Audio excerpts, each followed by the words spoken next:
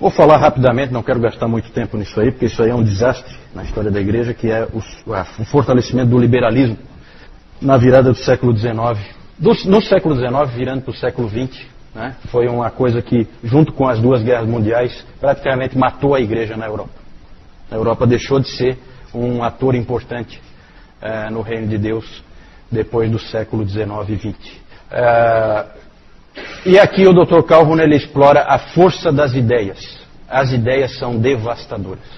Uma ideia que começa como uma especulação acadêmica, vai crescendo, vai ganhando força, chega nas pessoas, as pessoas começam a interiorizar aquilo, começam a achar que aquilo é verdade, e as ideias mudam o mundo. Mudam o mundo. E aí, quando surgiu o liberalismo, um dos grandes combatentes foi esse sujeito aí, John Gresham Machen. Em 1912 ele fez um discurso em que ele disse assim: ideias falsas são o maior obstáculo ao recebimento do Evangelho. Podemos pregar com todo o fervor de um reformador e apenas conquistar um ou outro andarilho aqui e ali, se permitirmos que todo o pensamento coletivo da nação ou do mundo seja controlado por ideias que, pela irresistível força da lógica, previnem o cristianismo de ser encarado como algo mais do que uma ilusão inofensiva. Sob tais circunstâncias, o que Deus quer que façamos é que destruamos o obstáculo pela raiz. O que hoje é uma questão de especulação acadêmica, começa amanhã a mover exércitos e a derrubar impérios. É a força das ideias. É claro que o Machen não conhecia a televisão. Se ele conhecesse, ele saberia que a causa dele é perdida. É um meio de comunicação de massa em que a ideia é incutida em todas as pessoas no mundo inteiro e é caso perdido. Certo? As pessoas passam a acreditar em ideias que elas nem sabem por que elas acreditam desde que elas são desse tamanhinho, nunca vão entender por que acreditam naquilo, mas acreditam, morrem por aquilo. Certo? Então, a nossa situação é uma situação um pouquinho pior do que na época dele. Na época dele a coisa sempre tinha que entrar através de livros e começando pelas universidades e seminários. Hoje não, hoje você tem a televisão. Esse é um professor de Princeton, certo? Ele era um professor de Novo Testamento em Princeton e ele acabou tendo que sair de Princeton porque Princeton foi tomada pelos liberais, né? E aí ele fundou o Westminster Seminary, né? Famoso hoje presbiteriano, e também a denominação Igreja Presbiteriana Ortodoxa, já que a presbiteriana original caiu diante do liberalismo, né? O que é esse liberalismo? O liberalismo é algo que vem com a força das ideias, daqui a pouco a gente vai deixar mais claro. Não tem como eu nem tenho tempo para ficar entrando a fundo nisso. Mas a gente pode falar, só para ter uma ideia, a gente pode falar da importância de 5 livros.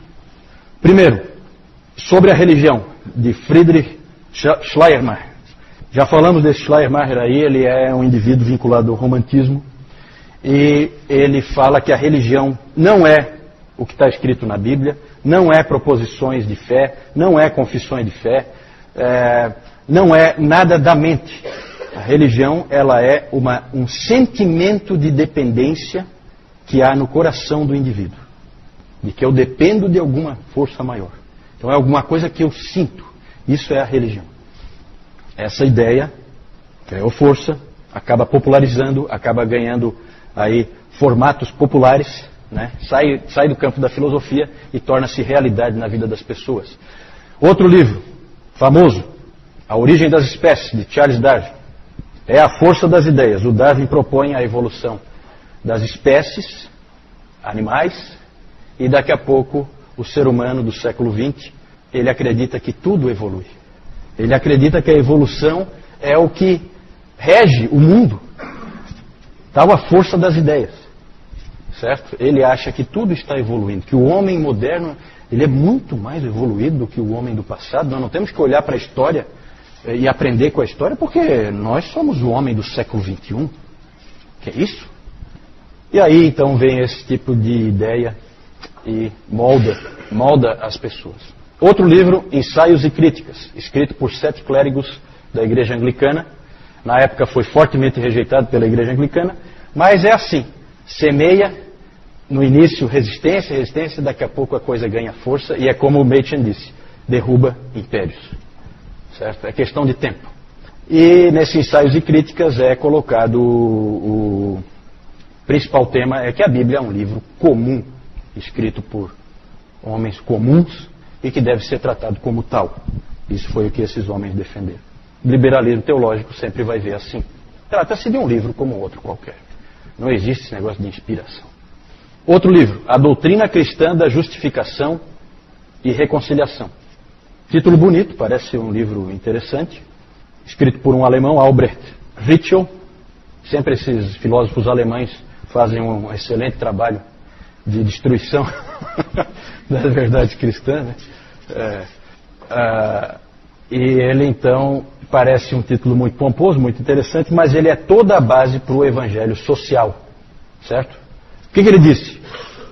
Cristianismo não é verdades escritas em Bíblia, nada disso. Cristianismo também não é o que o Schleiermacher disse, sentimentos. Não. Cristianismo é ética. É fazer o que é certo. Isso é cristianismo. Você é cristão quando faz o que é certo. Tá? Isso, então, qualquer indivíduo... Isso aí pegou, tá? Isso aí, depois, na igreja na Europa, era normal. O indivíduo que é um indivíduo correto, bem postado na sociedade, um político respeitado e tal, né? É um excelente cristão. É uma associação imediata. Conversão não existe, novo nascimento não existe, crença nas verdades bíblicas, isso aí tudo não existe. É decência. Decência. Certo? O último aí, o que é o cristianismo, de Adolf Harnack, outro alemão. Esse cara aí magnetizava os alunos dele. Ele fazia palestras, a turma ficava. Ele parece também um título interessante, o que é o cristianismo. Só que a proposta do Harnack é a seguinte. Ele dizia que o cristianismo tem que voltar à essência, que foi acrescentada muita coisa humana no cristianismo. Foi acrescentado escritos bíblicos, doutrinas, igreja. Tem que tirar, tem que remover tudo isso aí, que isso aí tudo é problema. Essa era a tese dele. E voltar à essência. E qual é a essência? A essência é a pessoa de Cristo, conforme retratada nos evangelhos sinóticos. Mateus, Marcos e Lucas. João tem que tirar porque João tem teologia demais, né? Aí já é corrompido. E no caso dos sinóticos, você também tem que tirar algumas coisas absurdas, como os milagres, por exemplo, que aquilo ali evidentemente é mito, né? Então você tira mais um pouco. É os sinóticos, mas não exatamente como eles estão, né? Na verdade você tem que tirar tudo aquilo ali, e aí você fica com o homem Jesus Cristo. Aquela pessoa especial, diferente, diferenciada, com um contato muito próximo de Deus, né? Claro que Deus ele não é, né? Isso aí o Harnack já foi para fora. É um homem comum, né? Mas um grande mestre. Isso aí depois do século XX pensou isso aí para sempre, né? Isso aí pegou. Então esses livros que foram saindo influenciaram. Eles assim... simplesmente tiveram um efeito avassalador nas universidades. Sim. Filósofos. São professores de universidades, né? E que escrevem livros e pensam, são pensadores, são filósofos, né? O próprio Machen, ele estudou com um sujeito que tinha sido discípulo do Harnack. E quando o Machen estava na Alemanha, o Machen é um cara que fala com conhecimento de causa, porque ele estudou na Alemanha. E ele teve contato com esse tipo de pensamento liberal. E ele, então, a mãe dele orava muito por ele, para que ele permanecesse firme, porque realmente ele se encantava com o que o Harnack ensinava. Aquilo era, sabe, aquela coisa hipnótica, né? Tipo um canto da sereia, né? Coisa diabólica mesmo. E aí, ele então, quando ele ouvia aquelas palestras e coisas, ele ia para o quarto dele e ele lia o Evangelho de Marcos, para dar uma renovada, né, na fé dele, né? Mas ele chegou a balançar. Tal a capacidade de persuasão de alguns desses indivíduos. São indivíduos muita capacidade, né? Para mim, a melhor definição de liberalismo é essa aí, do Richard Niebuhr. É uma maneira da gente entender, né, a tolice que é o liberalismo. Olha só. O liberalismo ensinava que um Deus sem ira trouxe homens sem pecado para um reino sem julgamento por meio da ministração de um Cristo sem cruz. Ou seja, ele é nada. Sobra o que aí? Uma ética boba, certo? Que não precisava de cristianismo para existir, certo? É só isso que fica no final, né? O arcebispo William Temple, uma vez, ele disse o seguinte, que ele ficava sempre se perguntando por que alguém se daria ao trabalho de matar o Cristo do liberalismo. Um sujeito inócuo, não faz a menor diferença. Por que alguém mataria ele? Né? É claro que o Cristo do liberalismo é uma piada, é um falso Cristo, só que um monte de gente foi atrás, a coisa entra nos seminários, novas gerações já começam de pequenininho ouvindo falsidade e vão caindo, certo? A grande paulada que o liberalismo sofreu foi uma coisa chamada Primeira Guerra Mundial. Porque o liberalismo entendia que o homem tinha evoluído e tinha chegado a um estágio tal de ética e de entendimento de si mesmo e dos outros, que agora sim nós tínhamos chegado a um patamar de verdadeira humanidade, certo? E aí veio a Primeira Guerra Mundial. E homens se matando por motivos fúteis, né? E aí todo esse castelo de cartas dos filósofos aí caiu por terra. Deus usou para humilhar todos esses sujeitos aí, certo? O homem não ficou bom, não. Não se iludam. O homem é tão mau quanto ele sempre foi. Essa foi a mensagem que Deus mandou, com 2 guerras mundiais avassaladoras, com todo tipo de barbaridade acontecendo. John Gresham Machen, ele escreveu esse livro aí, Cristianismo e Liberalismo, em 1923. E é interessante o título, o Dr. Calhoun chama atenção para o título. Não é fundamentalismo e liberalismo. 2 tipos de cristianismo. Não.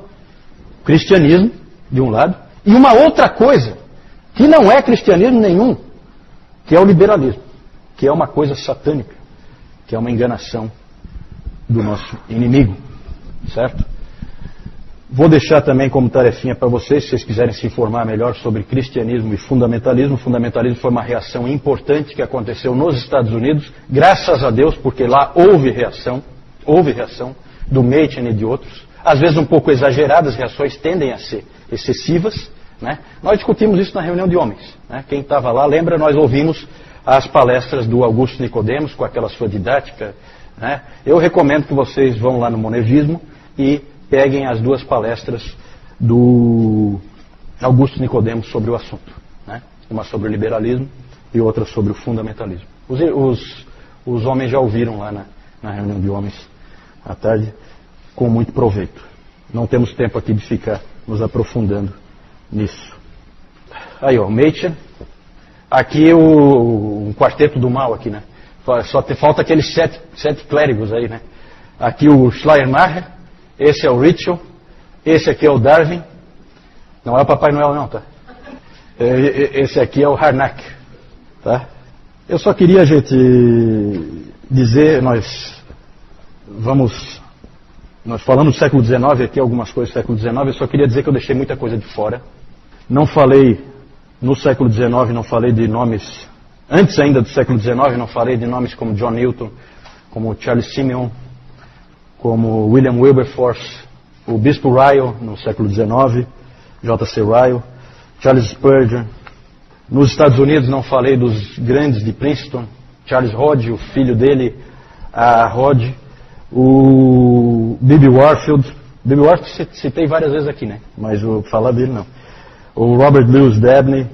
Na Escócia, Thomas Boston, Ralph Ebenezer Erskine, James e Robert Haldane, que fizeram um grande impacto na Suíça, Robert Murray McShane, Thomas Chalmers, Andrew e Horatius Bonar, escoceses, né?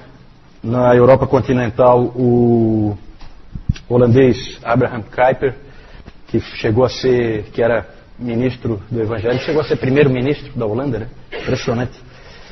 Na verdade, se nós fôssemos falar de tudo nessa época aqui da história da igreja, a gente ia ter que falar do que aconteceu na África do Sul, do que aconteceu na Coreia, do que aconteceu na Nova Zelândia. Não temos condições de falar de tudo isso. Tá?